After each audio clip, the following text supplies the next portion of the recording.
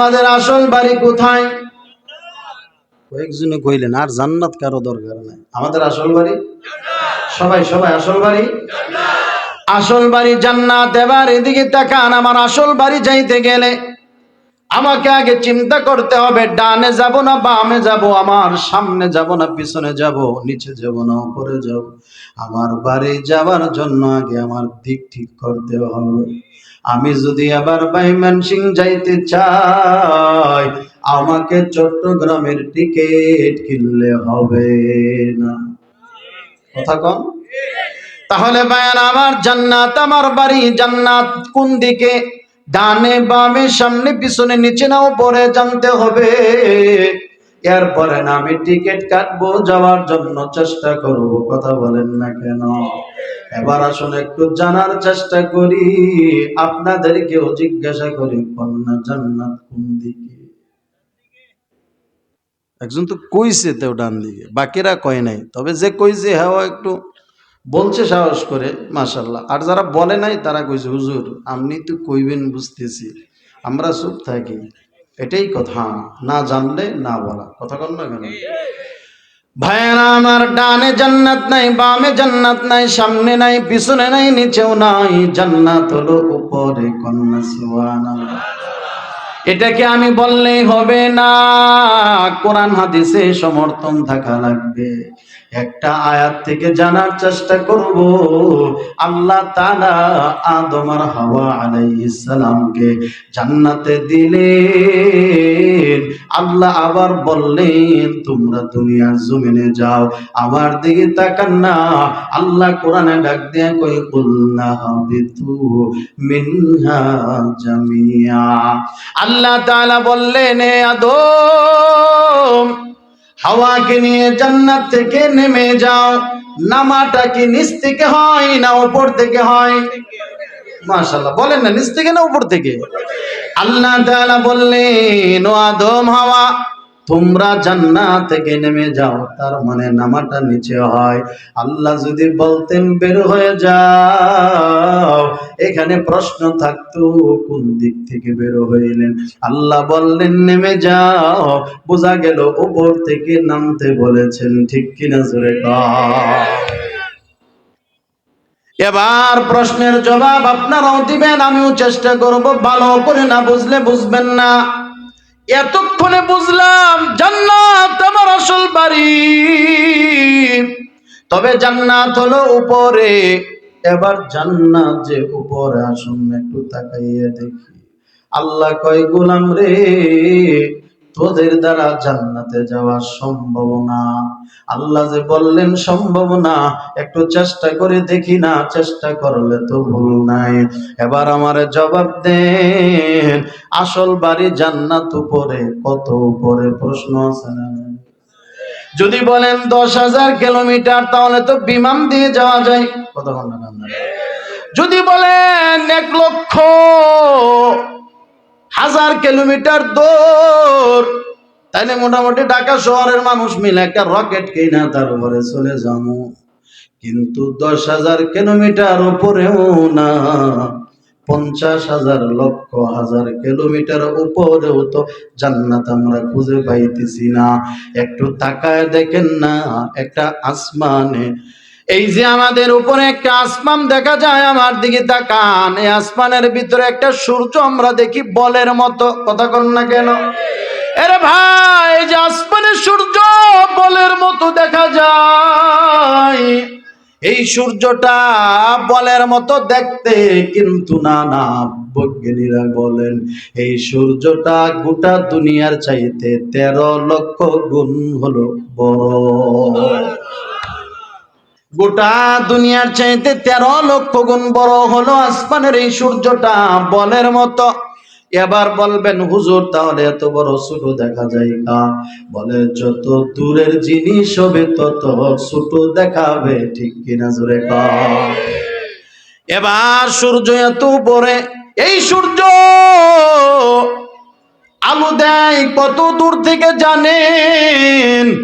9,30,00,000 mile দূর থেকে সূর্য আলো দেয়। এরপর দেয় কে? সূর্যের আলো পড়ে দেয় কে? হে আল্লাহরে চিল্লানা রে মুমিন, নিজের মনে করো আমার মতো বাহাদুর দুনিয়ার জমিনে কেউ নাই। আল্লাহ কয় একটা পিপিলিকার কামড় সহ্য করতে পারবি না। কথা কন না গা। সূর্য দুনিয়ার চাইতে 13 লক্ষ গুণ বড়। সূর্যের আলোটা দুনিয়ার জমিনে 9,30,00,000 মাইল দূর থেকে পড়ে। এবার আশ্চর্য কথা শুনেন না, সূর্যের যে তাপটা আসে কত বেগে আসে? 1,86,000 মাইল বেগে সূর্যের তাপ দুনিয়ার জমিনে আসে। 1,86,000 মাইল বেগে। এবার প্রশ্নের জবাব নেন। যদি বলেন এই সূর্য এখানে জান্নাত আছে, কই আমি দেখলাম সূর্য তো এত বড় এত বড় এত বড়, কই এখানে জান্নাত তো পেলাম না। এরপরে বলেন না, সূর্যে যে আছে রাত্রে বেলা চাঁদ উঠে, চাঁদের মাঝে মাঝে আমরা তারকা দেখি মার্বেলের মতো, আছে না? এরে ভাই কেমনে বুঝাইতাম ভালো করে শুনো। আল্লাহ কয় বান্দা তোর দ্বারা জান্নাতে যাওয়া সম্ভব না। কেন জানো? ওই যে তারকা দেখা যায়, সূর্যটার কথা বললাম, বলে সূর্যের চাইতে কোটি কোটি গুণ বড় হলো আকাশের এক একটা তারকা। হবে কি? আল্লাহু আকবার। আমার মালিক কত বড়, আমার মালিক কেমনে সাজাইছেন। এবার বাইরে আমার ওই তারকাগুলো সূর্যের চাইতে কোটি কোটি গুণ অনেক বড়। এত ছোট দেখা যায় কেন? বলে সূর্যের চাইতে অনেক দূরে, তাই ছোট দেখা যায়। ভাইরা আমার, এটা তো আমরা সূর্য দেখলাম আর তারকা দেখলাম, জান্নাত পাইছেননি? জান্নাত কই? এবার ভাইরা আমার, এই যে একটা আসমান, আর তো আসমান নাই, একটাই। এরপরে সন্দেহ, সবাই কয় না। হ্যাঁ, আল্লাহ নিজে বলেন আল্লাযী খালাকা সাবআ সামাওয়াতিন তিবাকা।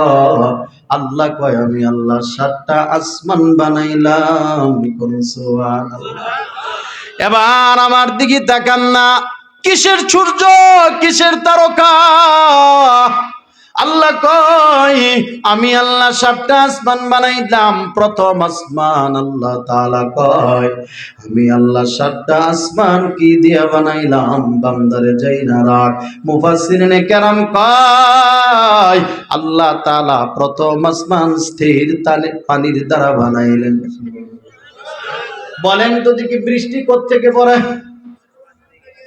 হ্যাঁ, আসমান থেকে স্থির পানি। আল্লাহ কয় পানিটাকে স্থির আছে, এই পানি স্থির দ্বারা আসমান বানাইছে, ওখান থেকে রহমতের বৃষ্টি তোমাদের ফায়দার জন্য আমি আল্লাহ দেই। আরে কন্যা সুবহানাল্লাহ।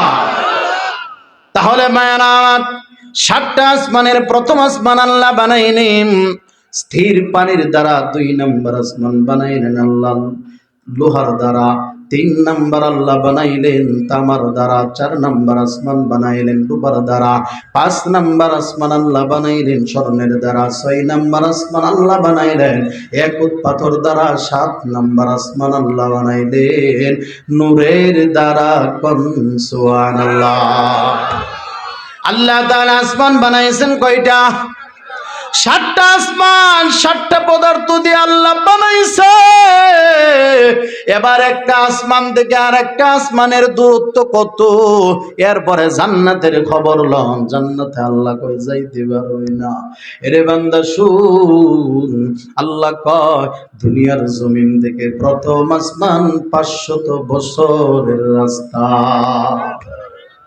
500 বছরের রাস্তা। প্রথম আসমান যত ফাঁকা, একটা আসমান উপরে তত মোটা। 500 বছরের রাস্তা। এইভাবে দ্বিতীয় আসমান যত দূরে, তৃতীয়টা যত দূরে তত মোটা। এইভাবে 7টা আসমান আল্লাহ কয় 7,000 দূরে। কন্যা সুবহানাল্লাহ। এবার আপনি যদি কোন হুজুর 7টা আসমানের উপরে চলে যাব, আমি বলবো কি দিয়া? আপনি বলবেন সবচাইতে বেশি বেগ তো সূর্যের তাপ 1,86,000 মাইল বেগে, এমন বেগে যাব। আল্লাহ কয় 7,000 বছর দূরে হলো 7টা আসমান, তোর তো 500 বছর হায়াত নাই, তো 7,000 হবে কেমনে? কথা গন্না কা। এবার বায়ার আমার 7টা আসমান, আমরা উপরে চলে গেলাম, জান্নাত এখনো খবর নাই। দুনিয়ার জমিন থেকে 7 আসমান যত উপরে, তার চাইতে আরো বহু দূরে দূরে হলো সিদরাতুল মুনতাহা। এরপরও জান্নাত নাই। সিদরাতুল মুনতাহা মানে একটা স্টেশন, ওখান পর্যন্ত আকাশ থেকে যত আমল যায় ওখান থেকে এভাবে, ওখান থেকে যত রহমত আসে ওই স্টেশন থেকে আসে। আরে সুবহানাল্লাহ কন্যা। তাহলে বায়ান আমার, এতক্ষণে আমরা যা বুঝলাম আলোচনার দ্বারা বোঝার চেষ্টা করেন। আল্লাহ কয় বান্দা জান্নাতে যাইতে পারবি না, সম্ভব না। এবার সবাই মিলে এতক্ষণের দ্বারা বলেন না সম্ভব নি জান্নাতে যাইতে। কথা কন না গা। আল্লাহ কয় দুনিয়ার মানুষ জান্নাতে যাইতে পারবি না, আমি আল্লাহর কুদরতি সাহায্য যদি না থাকে। আওয়াজ দিয়া বলেন না, দয়ার মালিক যদি দয়া না করে জান্নাতে যাইতে পারবো? সবাই বলেন পারবো। এবার বলেন আল্লাহর দয়া লাগবে কি লাগবে না? আল্লাহ কয় বান্দা জান্নাতে যাইবি, জান্নাতটা কেমন একটু শুনেন। ভাইয়েরা আমার, জান্নাত তো নিয়ামতের জায়গা। দুনিয়ার জমিনে একটা নারী পাইলে, বিবি পাইলে সব বলে যাও। কথা কন না কন। এরে ভাই, দুনিয়াতে যা আছে আল্লাহ কয় জান্নাতের স্যাম্পল দিলাম, গোডাউন তো জান্নাতে। সমস্যা হইতেছে, থাকবেন কতক্ষণ? কারা কারা থাকবেন না? থাকবেন না? থাকবেন কারা কারা? আওয়াজ দিবেন ইমানদারের আওয়াজ, লিল্লাহে তাকবীর। হয় নাই যুবক ভাইরা চিল্লায়ে বলেন লিল্লাহে তাকবীর। হাত নামান, আল্লাহ কবুল করেন, বলেন আমিন। বসেন ভাইয়েরা আমার, এদিকে তাকান।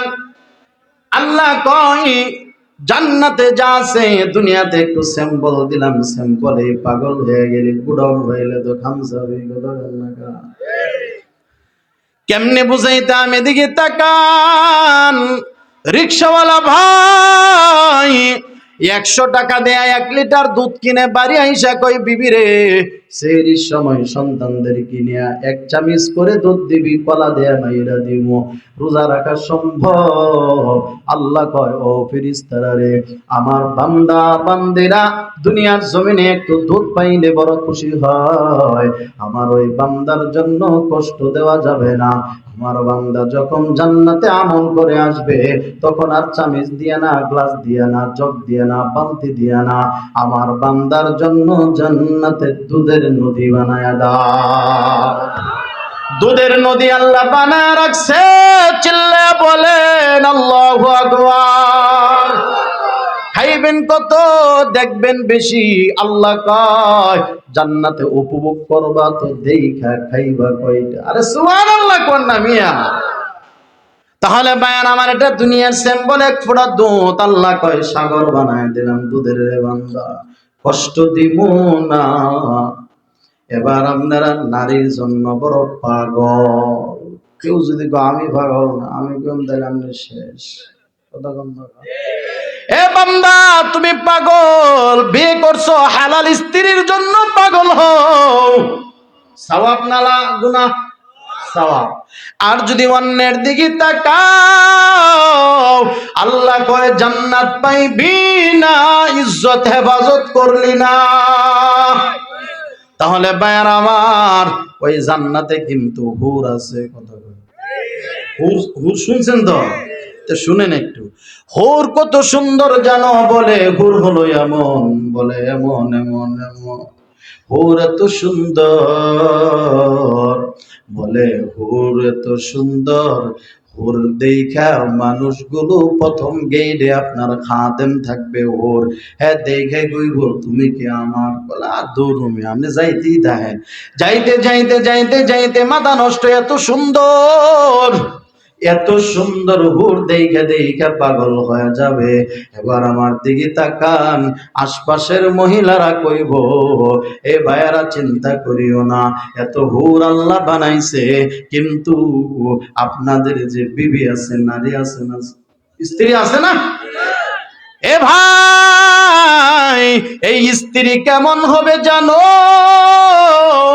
ওই হুর এত সুন্দর, হয়তো 70 না হলে 70 গুণ 70 লক্ষ বেশি সুন্দর হবে তোমার ঘরের স্ত্রী। আরে সুবহানাল্লাহ কয় না? এবার আপনি বলবেন হুজুর আমার স্ত্রী তো কলম কলম। আসল কথা হলো স্ত্রীটা স্ত্রীর মতো হওয়া লাগবে, কথা বল না কা? এত সুন্দর আল্লাহ স্ত্রী বানাইবে, এমন বুড়া মানুষ বয়ে বয়ে দিচ্ছে। মহিলারা শুই না বলবে এই হুজুর পাগল, প্রত্যেকে আইসা হুরের গল্প শোনায়, আমাদেরকে মনে হয় বলে যাবে। ও মা, না বলে যাবে না, তবে এক লোক বয়ান করে, এমন সময় মুরব্বী একটা দাঁড়ায় গেছে, হুজুর বলো বাবা কি বলে, জান্নাতে তাইলে আঙ্গর বাবুল্যের মা যাইব। হুজুর জিজ্ঞাসা করে বাবুল্যের মা গেলে আপনার অসুবিধা কি? হুজুর আর কয়েন না, 30টা বছর আমারে জ্বালায়া পড়িয়া বাজ্যা গেছে, হ্যাঁ যদি আবার হেইন যাতে হলো তুই কি অবস্থা, মুরব্বী তুমি বুঝো নাই, ওখানে এমন জ্বালাওরা বিবি থাকবে না। কোন সুবহানাল্লাহ। বাবুল্যের মা গেল অসুবিধা। ভাইয়েরা আমার শুনেন, এ ভাই জান্নাতের হুর কত সুন্দর বলতেছিলাম, এর চাইতে সুন্দর হবে আপনার স্ত্রী যদি হয় এরকম দিনদার। হুর কত সুন্দর জানেননি? এদিকে তাকান, যদি আসমানটা বেদ করিয়া একটা কবজি যদি একটা হুর বের করে দেয়, দুনিয়ার সূর্য আর চাঁদ লাগবে না। আল্লাহর নবী বলে দুনিয়াটা আলোকিত হয়ে যাবে।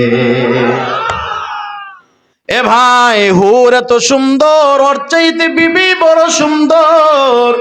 হুর যদি তার মাথার যে চুল আছে, চুলের খোপায় দইরা যদি আসমানের নিচে একটা জারা দেয়, জাকি দেয়, ওই জাকির এত গ্রান, কারণ আসমান থেকে না, জান্নাতি হুরের গ্রান। জান্নাতের গ্রান কেমন? বলে ওই যে চুলের গ্রানে সারা দুনিয়াটা মাতোয়ারা। এর চাইতে সুন্দর হবে স্ত্রী। বাবুল্যার মা চিন্তা করো না, বাবুল্যার মা যাবে না রে মুরব্বী, আমার দিকে তাকান। জান্নাতে ঢোকার আগেই ফয়সালা, ওই যে ইমিগ্রেশন পাস করার আগেই তো সব চেকআপ করে, কথা বলনা। আল্লাহ তাআলার নবী বলে জান্নাতের গেটে যায় দেখবি 2টা ঝর্ণা, এদিকে তাকান। একটা ঝর্ণার পানি বান্দা যখন খাবে, তখন সাথে সাথে ভিতরের ময়লা যা আছে, দুনিয়ার চিন্তা হিংসা বিদ্বেষ সব দূর হয়ে ফ্রেশ হয়ে যাবে। আর কোনোদিন প্রস্রাব পায়খানা দুর্গন্ধ কোনো কিছু থাকবে না, একেবারে পরিষ্কার। এবার আর জ্বালাওরা থাকবে না রে ভাই। দ্বিতীয় ঝর্ণার পানির দ্বারা যখন বান্দা গোসল করবে, সাথে সাথে 4টা পরিবর্তন, কথা কই না সুবহানাল্লাহ কোন। জান্নাতের ঝর্ণার পানির দ্বারা গোসল করতে দেরি, 4টা পরিবর্তন হতে দেরি হবে না। কি 4টা পরিবর্তন বলবো নি? 1 নাম্বার পরিবর্তন বডির পরিবর্তন, 2 নাম্বার পরিবর্তন চেহারার পরিবর্তন, 3 নাম্বার পরিবর্তন কণ্ঠের পরিবর্তন, 4 নাম্বার পরিবর্তন চরিত্রের পরিবর্তন করায় দিবেন কে? জোরে বলেন কে? এবার কি 4টা পরিবর্তন এটা শুনেন। ঝর্ণার পানির দ্বারা গোসল করতে দেরি হবে, সাথে সাথে 1ম নাম্বার বডির পরিবর্তন। এরে ভাই বডির পরিবর্তন মানে নূহ আলাইহিস সালামের মতো, অথবা কেউ বলে আদম নবীর মতো আল্লাহ তাআলা এত লম্বা বডি দিবে, 120 হাত লম্বা, 14 হাত চওড়া হবে তোমার বডি। এই দিকে তাকান, এত লম্বা এত বডি, তাহলে খাওন একটু বেশি লাগবে না? কথা বল না। এত লম্বা এত, এটা শুনিয়া একদিন কেমনে কইতাম, আল্লাহর নবীর দুশ্মনের নাম কি কত দিই? হ্যাঁ, আবু জাহেল। আবু জাহেল একদিন শুই না কয় মুসলমানরা জান্নাতে যাইব, তাদের লম্বা বডি হবে, কিন্তু এটা তো জানে না। হ্যাঁ কয় সিদরাতুল মুনতাহা, আবার জান্নাতে নাকি বড় বড় বড় বড় বড়ই গাছ আছে, বড়ই হবে, এক একটা বড়ই নাকি 12 মণ ওজন হবে। বালাই হইছে মুসলমানেরা জান্নাতে যাইব, বড়ই গাছের তলে করে মরে যাইব, কিন্তু ব্যাককলে জানে না। আল্লাহর নবী বলে জান্নাতে মানুষগুলো থাকবে এত লম্বা এত প্রশস্ত। এবার বলেন না, এমন যাদের বডি হবে 12 মণের আপেলটা বাজারের আপেলের মতো মনে হবে, ঠিক কিনা জোরে বলে? একটা বড়ই 12 মণ আপেলের মতো মনে করে খায়া ফেলবে। আবু জাহেল তো জানে না এত লম্বা এত চওড়া বডি হবে। এবার আপনি কইবেন হুজুর আমি তো এত লম্বা না, 26 ইঞ্চি কি করব? আল্লাহ কয় 26 আর 32 বুঝি না, 100 আর 150 বুঝি না, সবাই হবে জান্নাতে এক সমান বডি। আল্লাহ আকবার কইবেন না? আহা, আল্লাহ আমাদের কবুল করুন, আমিন কইবেন না? ভাইয়েরা আমার, 2 নাম্বার, চেহারার কি পরিবর্তন জানো রে ভাই? মেয়েটা সুন্দর, ছেলের দেখলেই শুধু কেমন জানি করে, তুমি কালা মার্কা বেলাল মার্কা, কেউ তোমার দিকে তাকাই না, চরিত্রটা ভালো করো।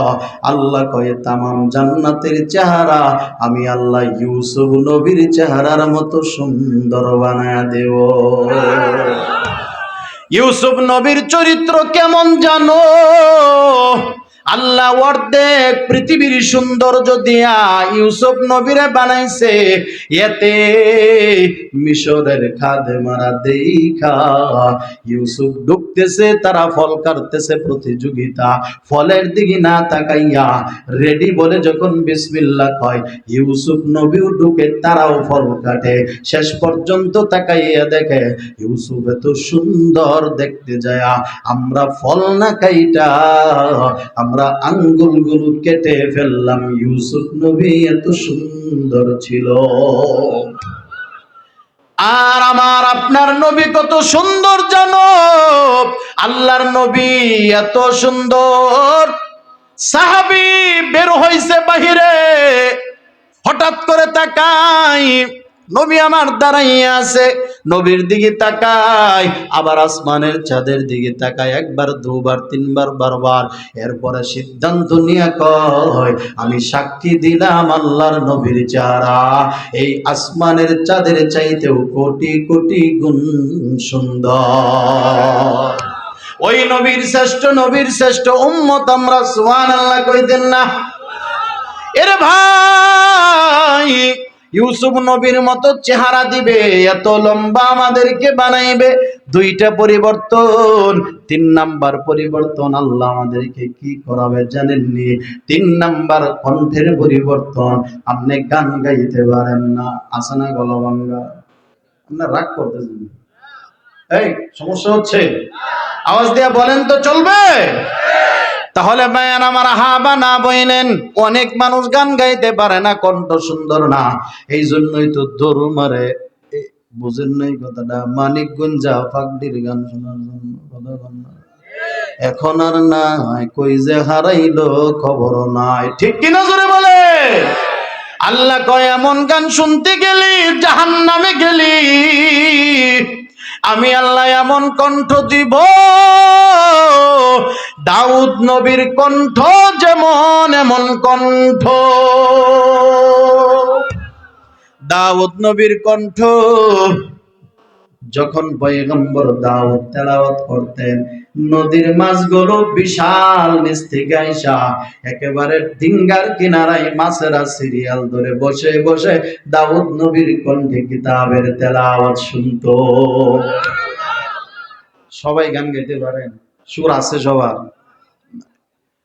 একটা কথা কই, 5 জন মূর্খ এরা শহরে আইছে, মানুষের থেকে কয় আবাসিক হোটেল আছে, শহর গইরে হোটেলে থাকবো।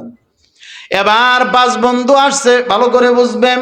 হোটেলে থাকবে, বড় একটা হোটেলে গেছে, যায় কয় আঙ্গরে থাকা যাওয়া লাগবে, টাকা দাও। টাকা দিছে, চাবি চাবি নিতে মনে নাই। এবার তো 4 বন্ধু চলে গেছে গাইতে গাইতে, নাচতে নাচতে। একটা ছিল একটু বুবার মতো তুতলা, এরা 4 জনে গান গাই, এত গান গাইতে পারে না। এত আনন্দ, সিঁড়ি দিয়ে উঠে 4 বন্ধু গান গাই।